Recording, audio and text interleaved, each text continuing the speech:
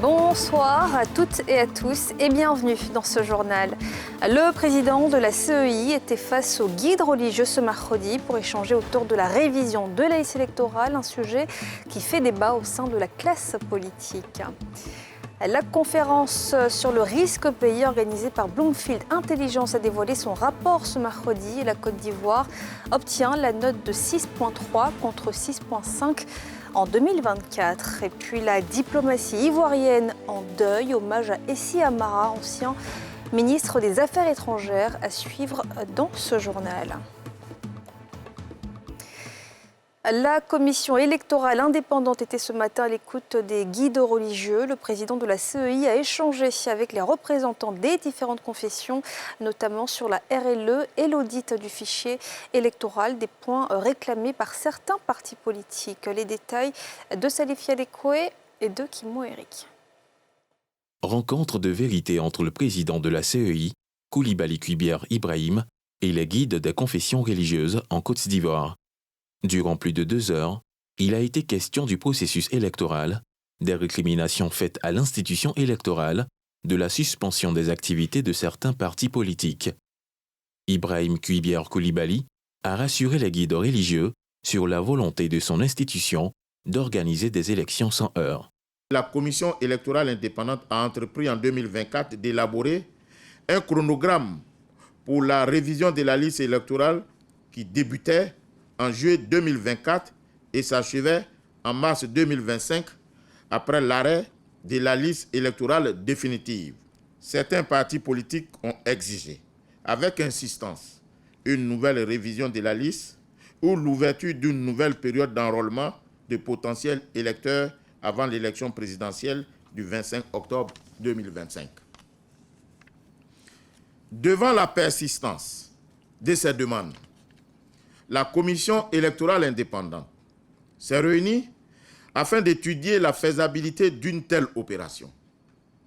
Après examen, elle a conclu à l'impossibilité d'organiser une nouvelle opération de la révision de la liste électorale avant l'élection présidentielle du 25 octobre 2025, et ce, pour des contraintes d'ordre juridique et matériel qui suivent.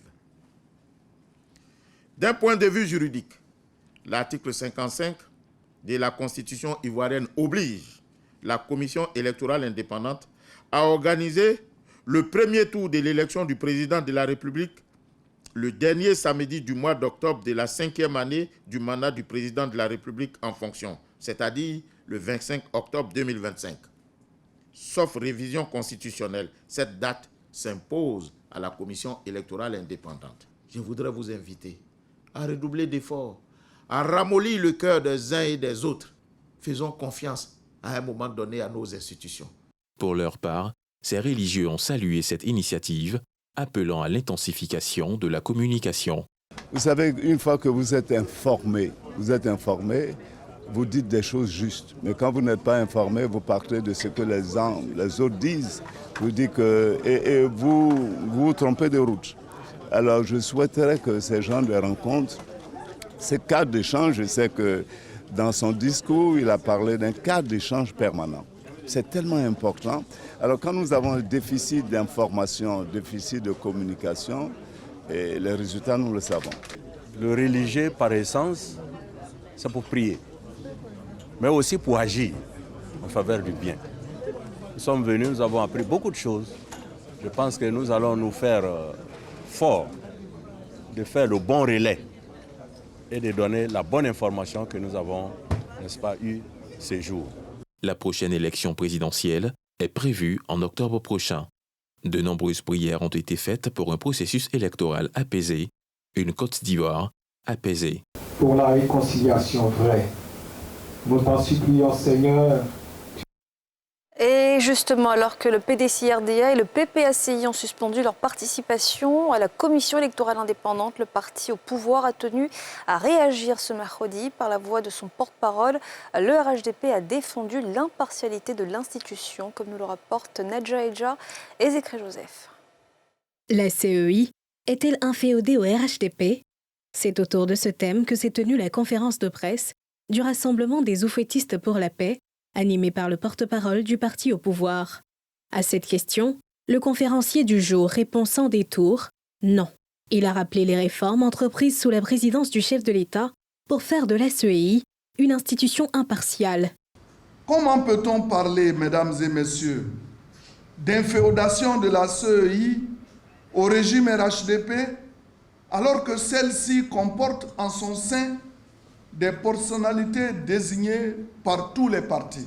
Non, la CEI n'est pas inféodée au RHDP. La CEI est plutôt inféodée aux lois de la République. Pour le porte-parole du RHDP, la décision des partis de l'opposition de suspendre leurs activités de la commission est une fuite en avant face au bilan du président du parti au pouvoir. Le RHDP n'entend pas se laisser distraire par tout ce vacarme orchestré par une opposition qui, en réalité, a peur des élections. Face au bilan du RHDP, il tremble déjà. Ce sont les urnes qui parlent. Au cours de cette conférence, le parti au pouvoir a réitéré sa volonté de voir un processus électoral crédible, fondé sur les valeurs de la République et un scrutin qui se tient dans un climat sans heurts. L'élection présidentielle est prévue en octobre prochain. Toujours en politique, plus de 5000 militants ont été appelés aux urnes ce mercredi pour la convention élective du PDC-RDA, une mobilisation nationale et même au-delà, une élection aussi sans suspense puisque le seul candidat est le président du Parti démocratique de Côte d'Ivoire, Tidiane Thiam. L'actualité, c'est aussi le climat des affaires en Côte d'Ivoire qui est passé au crible. Le rapport sur le risque au pays publié par Bloomfield Intelligence a été révélé au Sofitel Hôtel Ivoire ce mercredi. Une conférence riche en échanges entre gouvernants, experts et investisseurs, comme me le montre Nadja Edja et Zécré Joseph dans ce reportage. Avec une moyenne de 6,3 sur 10 cette année, contre 6,5 à la notation précédente, la Côte d'Ivoire demeure dans la catégorie de risque faible. Cette évaluation de l'agence de notation financière Bloomfield Intelligence, filiale du groupe Bloomfield, prend en compte l'environnement sociopolitique et sécuritaire, l'environnement des affaires, la performance macroéconomique, la gestion des finances publiques et le financement de l'économie. Entre 6 et 8, le risque est faible et nous encourageons justement les investisseurs à investir dans ce pays-là. Les perspectives en termes de croissance sont optimistes. Nous anticipons que la croissance restera forte si tous les paramètres restent constants naturellement. Répondant aux conclusions des analyses, notamment la perte de 1 400 milliards de francs CFA par an du fait de la corruption, le président de la Haute Autorité pour la bonne gouvernance est revenu sur les efforts du gouvernement et les acquis en la matière. Nous avons aujourd'hui près de 10 000 assujettis à la déclaration de patrimoine. Lorsqu'on voit dans l'espace communautaire qui nous concerne, l'espace UEMOA, la Côte d'Ivoire a le plus grand nombre d'assujettis. À décembre 2024, nous étions à 91% de taux de déclaration de patrimoine. En 2013, nous sommes passés de 136e pays. En 2013, nous étions 136e pays sur 180 pays évalués. Et avec l'ensemble de ces réformes, aujourd'hui, nous sommes à 69e pays sur 180. En plus de la présentation du rapport et de la réaction du gouvernement, plusieurs panels ont animé cette conférence. La sécurité et la stabilité politique en Côte d'Ivoire, la transformation économique après 15 ans de performance, le bilan social des politiques gouvernementales des 15 dernières années, la transformation numérique et la gouvernance en Côte d'Ivoire étaient au cœur des échanges. Les diplomates ivoiriens ont salué hier soir la mémoire d'un grand homme d'État, Issi Amara, ancien ministre des Affaires étrangères et ex-secrétaire général de l'Union africaine qui nous a malheureusement quittés le 7 avril dernier. Salihi Alekwe, Kimou Eric. Il sera à jamais marqué dans les annales de la diplomatie ivoirienne.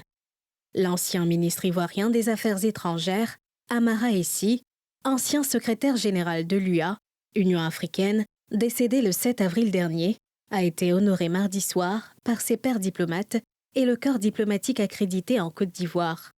Une initiative du ministère des Affaires étrangères, de l'intégration africaine et des Ivoiriens de l'extérieur. Étaient présents pour cet hommage à l'homme exceptionnel des anciens ministres en charge des Affaires étrangères, des présidents d'institutions. Conformément à la philosophie de paix du président Félix Houphouët-Boigny, pour qui il avait une admiration sans limite, il a participé au règlement pacifique de plusieurs conflits sur notre continent. Il a aussi servi d'envoyé spécial du premier président de notre pays lors des discussions avec les autorités sud-africaines sur les questions relatives au statut de la Namibie et de l'élimination de l'apartheid, ainsi qu'au Proche-Orient dans le conflit israélo-palestinien. Professionnalisme, intégrité, humilité sont entre autres des traits qui caractérisaient ce diplomate hors pair, un homme pieux. Dès nos premiers contacts, le ministre Amara Essi m'a donné le sentiment d'un homme simple, humble, fortement marqué par l'humilité et par le sens de la solidarité. Au cours de ses premiers contacts, il a donné la vision qu'il avait et qu'il devait développer à la tête de son département ministériel. Et dans cette vision, dans ses initiatives, il a particulièrement insisté sur la nécessité pour lui d'assurer la promotion des jeunes. Prières, bénédictions et témoignages poignants ont marqué cet hommage. La famille du défunt, touchée par cet hommage et les différents témoignages, a exprimé sa gratitude et sa reconnaissance au gouvernement ivoirien. Amara Essi sera inhumé vendredi à Kwasi-Daté-Kro, dans le nord-est ivoirien. Et à la mairie de Cocody, les agents des collectivités territoriales ont répondu présents ce mercredi, réunis par la plateforme Sinacopesi. Ils ont fait le point sur leurs revendications, une démarche pacifique pour se faire entendre et rappeler également leurs attentes. Le récit de Faltia Koulibaly et de Cheikh Bleu. Ce sont des membres du syndicat national du personnel des collectivités territoriales de Côte d'Ivoire, Sinacopesi, qui ont été réunis à l'initiative de la plateforme des syndicats nationaux du personnel des collectivités territoriales de Côte d'Ivoire dans le but de dresser un état des lieux concernant la revendication adressée au ministère de la fonction publique.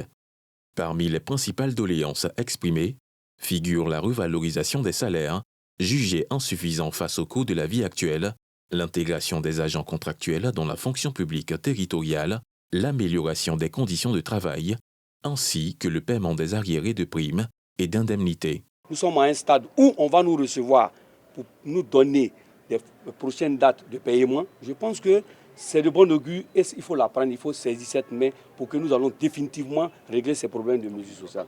Il n'y aura pas de grève. La plateforme appelle ses camarades à rester sereins, à être au travail et à l'écoute de la plateforme. À travers cette conférence, les syndicats ont voulu alerter l'opinion publique, mais aussi interpeller le ministère de tutelle sur l'urgence d'ouvrir un cadre de dialogue franc et durable.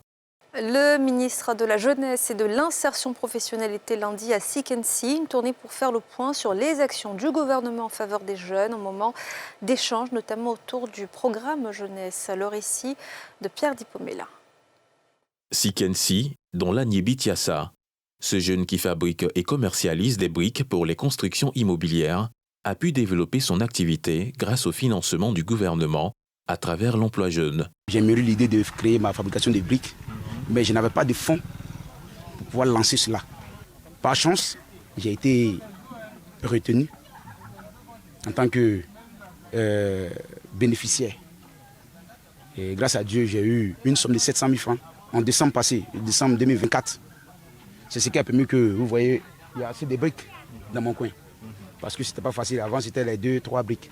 Mais maintenant, je peux dire que je suis propriétaire d'une entreprise. Au-delà des financements de projets entrepreneuriaux, les initiatives du gouvernement consistent à aider les jeunes à travers des stages de qualification afin d'accroître leurs chances de trouver un emploi. Ça fait maintenant le 2e mois. Voilà, ça se passe très bien. Je fais la prospection des clients.